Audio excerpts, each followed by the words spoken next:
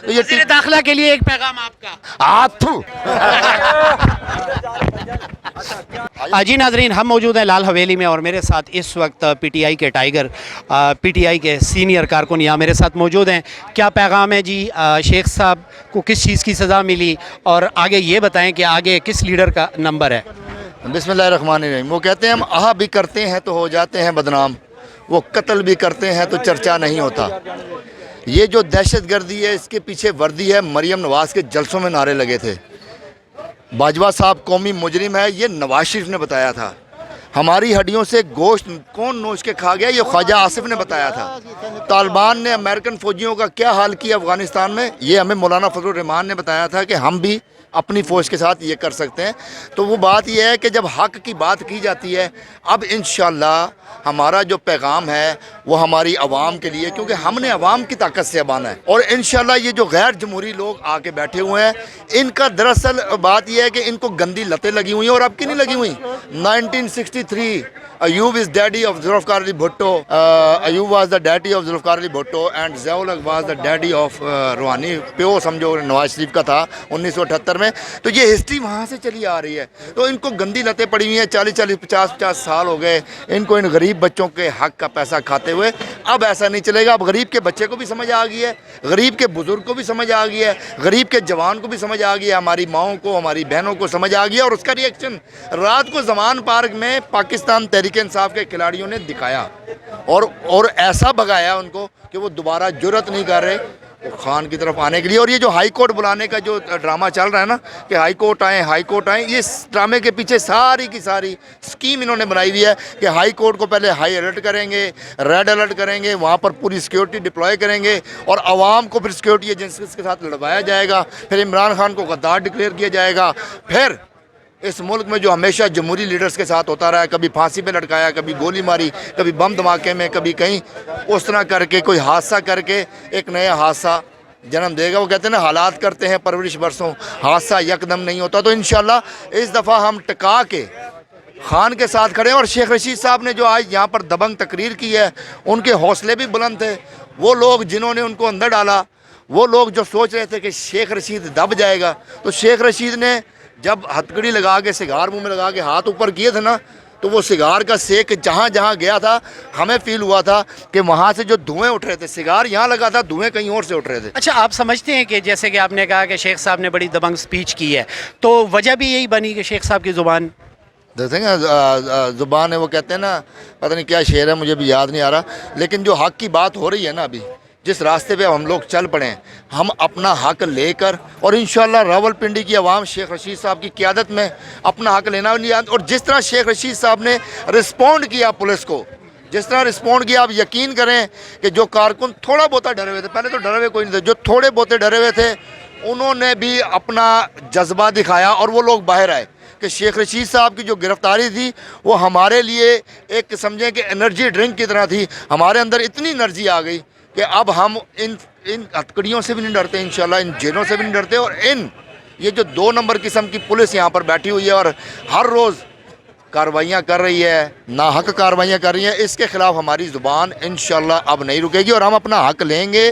गरीब को रोटी भी देंगे, सेहत कार्ड भी वापस करेंगे, लंगर खाने भी वापस करेंगे, पनाह गाहें भी वापस करेंगे, एहसास कफ़ालत प्रोग्राम भी वापस करेंगे, एहसास कफ़ालत एजुकेशन भी वापस करेंगे, एहसास कफ़ालत राशन भी वापस करेंगे। और इसके साथ साथ हम इंशाअल्लाह ताला आवाम को, जो इमरान खान ने एक नारा दिया पूरी दुनिया के सामने जाके लगाया है कि ला इलाहा इल्लल्लाह मोहम्मद रसूलुल्लाह, हम इंशाअल्लाह इस ला इलाहा इल्लल्लाह का मतलब क्या, पाकिस्तान का मतलब क्या, ला इलाहा इल्लल्लाह और दस्तूर रियासत क्या होगा, मोहम्मद रसूलुल्लाह पर ला कर इंशाअल्लाह दम लेंगे और मदीने की रियासत बनाएंगे। सर मैं अपनी थोड़ी सी समझ में इजाफा करना चाहता हूँ। मैं ला का स्टूडेंट तो नहीं हूँ, लेकिन मैं समझना चाहता हूँ कि एक तरफ हम जब पैदा हुए तो हमने इमरान खान साहब को क्रिकेट खेलते हुए देखा, हमारी नज़रों में वो स्टार थे, फिर वो क्रिकेट के लेजेंड बने, फिर वो दुनिया के क्रिकेट के लेजेंड बने, लेकिन आज उन पर दहशत गर्दी का मुकदमा होता ہوتا ہے تو ہم یہ سوچنے پر مجبور ہیں کہ ہمارا یہ کرکٹر سٹار پر جب آپ دہشت گردی کا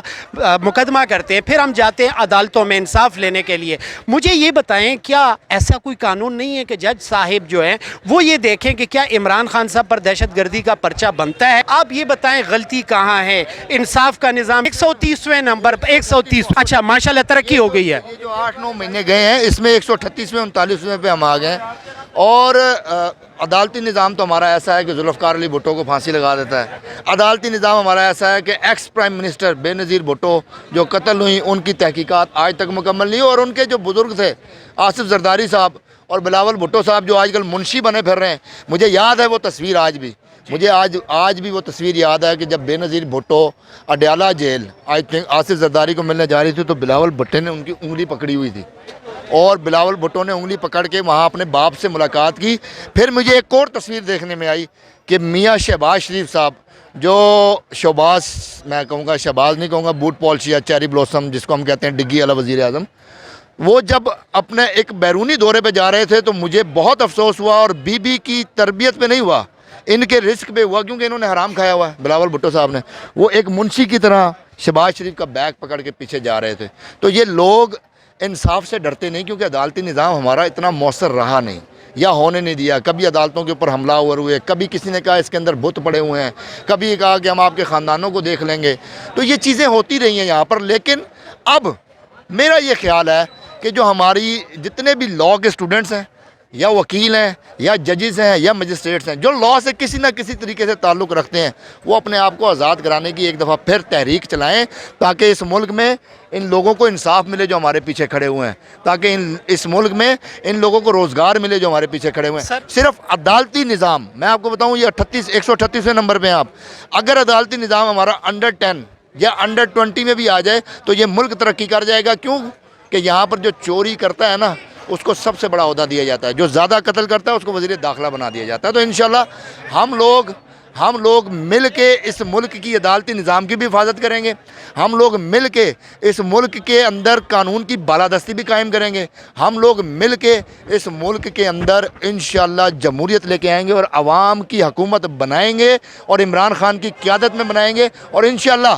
آپ وہ دن دیکھیں گے، وہ کہتے ہیں نا ہم دیکھیں گے، لازم ہے کہ ہم بھی دیکھیں گے. تو انشاءاللہ اس دفعہ یہ نسل جو اب اس وقت چل رہی ہے، ہم تو خیر گزار چکے 45-46 میں آ چکے، جو نئی نسل آ رہی ہے وہ انشاءاللہ جمہوریت کا سورج بھی طلوع ہوگا، بے روزگاری کا سورج انشاءاللہ غروب ہوگا، بے ایمانی کا لا قانونیت کا سورج غروب ہوگا، انشاءاللہ چوروں لٹیروں ان گھسپیٹیوں کا سورج غروب ہوگا، اور یہ لوگ انشاءاللہ اس دنیا میں دھکے کھا کے کوڑ کے مر سے مریں گے. خان صاحب کی گرفتاری دیکھ رہے ہیں سر، آپ نے جو بھی سوال کیا اس سے آگے تو کوئی بات بنتی نہیں نا. ان تلوں میں تیل نہیں ہے، ٹھیک ہے، نہ 9 من تیل ہوگا، نہ رادھا ناچے گی، نہ انشاءاللہ عمران خان کی گرفتاری ہوگی، نہ مریم نواز بھنگڑا ڈالے گی انشاءاللہ. کیونکہ مریم نواز نے کل کہا کہ یہ میری حکومت نہیں ہے، پرسوں اس نے کہا تھا یہ میرا خاوند نہیں ہے جس نے بیان دیا، اس سے پچھلے دنوں اس نے کہا تھا وہ میرے کارکن ہی نہیں ہے جنہوں نے مجھے مریم کے پاپا چور کے نعرے لگائے. تو وہ تو کسی کو مانتی نہیں ہے کہ یہ پارٹی بھی میری نہیں ہے، یہ حکومت بھی میری نہیں ہے، یہ خاوند بھی میرا نہیں ہے. کل کو یہ کہے گی یہ بچے بھی میرے نہیں ہیں. ان کو صرف اپنی کرپشن بچانی ہے. اور انشاءاللہ ایسے کرپٹ لوگ، وہ کہتے ہیں نا کہ جو میں یہاں پر کہنا نہیں چاہتا کہ اگر خواتین لانچ کر کے انقلاب لایا جاتا نا تو ہیرا منڈی میں سارے ٹیپو سلطان ہوتے. اللہ نہ کرے ہمارے ملک میں سرخ انقلاب آئے، اللہ نہ کرے، میرے منہ میں خاک. لیکن کیا دیکھتے ہیں غریب آدمی کو کھانے کو نہیں ملتا. نہیں آتا جب تک عمران خان زندہ ہے انشاءاللہ یہ والا انقلاب نہیں آئے گا جو سارے توقع کر رہے ہیں، جو سارے چاہ رہے ہیں نا کہ اس ملک میں افراتفری پھیلے، اس ملک میں قتل و غارت ہو. جب تک عمران خان زندہ ہے میں آپ کو گارنٹی کر رہا ہوں اس ملک میں کسی غریب کا خون نہیں بہایا جائے گا، نہ ہم کسی سیکورٹی ایجنسی کے اوپر حملہ آور ہوں گے، اور انشاءاللہ نہ وہ ہمارے اوپر حملہ آور ہوں گے، کیونکہ وہ ہمارے ہی ملک کے شہری ہیں. تو انشاءاللہ وہ جو میں نے آپ کو کہا نا ٹیپو سلطان والی بات یاد رکھیے گا.